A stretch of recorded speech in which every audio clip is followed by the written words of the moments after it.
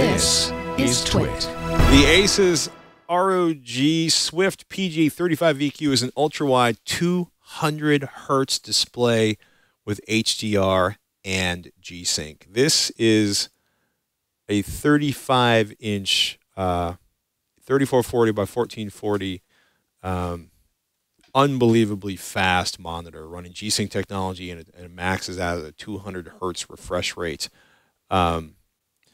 There is no pricing information on this, but it will be staggeringly expensive.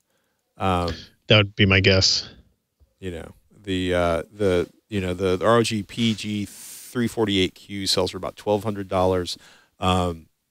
You know, you can pick up Dell's U3415W, which is my personal favorite desktop monitor right now. You can pick those up for about $700 online. This is going to be this is a flagship monitor that is going to. I mean, what kind of GPU would you recommend? I mean, would you start at like a 1080 for this? Yeah, for sure. Right. 3440 by 1440. It's 200 up to 200 hertz, and it's a G-Sync. So, right. You know, if you run it at 60 or 80 or 100, it's still going to provide a smooth gaming experience. But yeah, I mean, the truth is, if you're buying a probably $2,000 monitor, then you should invest heavily in your graphics card solution as well. 1080 Ti, those are probably the only two options I'd recommend. I mean, look, and you can get away with anything you want if you're willing to adjust settings on that bad boy. But this is kind of like, I'm kind of mad I didn't go to Computex just because I wanted to see the monitor. And I think they're going to demo it at E3, and I'm like, well, I'm already going to be someplace else that week. So I'm a little sad that I haven't been able to get my eyes on this display, but soon enough, I guess. And it's quantum dot based, HDR, 512 backlight zones. Yeah. Is it HDR10 compatible, or do they get to? Yeah. Okay. Yeah, oh, it is. it's I'm sorry. DCI P3 color space. Wow. Yep. 1,000 That's really nits. cool, because so many of the HDR monitors HDR monitors we've been hearing about are sort of, you know, like an interpretation of HDR, a subset of HDR, where HDR is this is an actual full HDR monitor. Man, this is going to be. Did they go to 200 hertz? Did they need to go to 200 hertz, or are they just chasing specs at that point?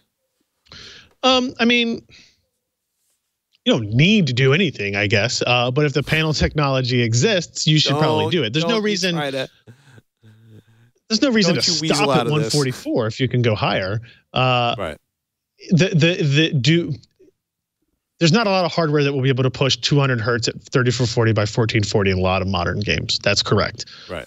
But you never know what GPUs come around the corner. And again, hopefully people. You know, if a monitor is, especially at this price, is a long-term investment, you want to have the windows as high as you can get it, so that when you do upgrade hardware, that you don't have to feel like you're bottlenecking yourself on that refresh rate. More is always better. Okay. If you're spending $2,000, again, if you're spending $2,000 on a CPU or $2,000 on a monitor, that's a lot of money. You probably want to get at least 5 years out of it, and in 5 years, what we consider to be prohibitively expensive GPU performance will be like the equivalent of a 750 Ti.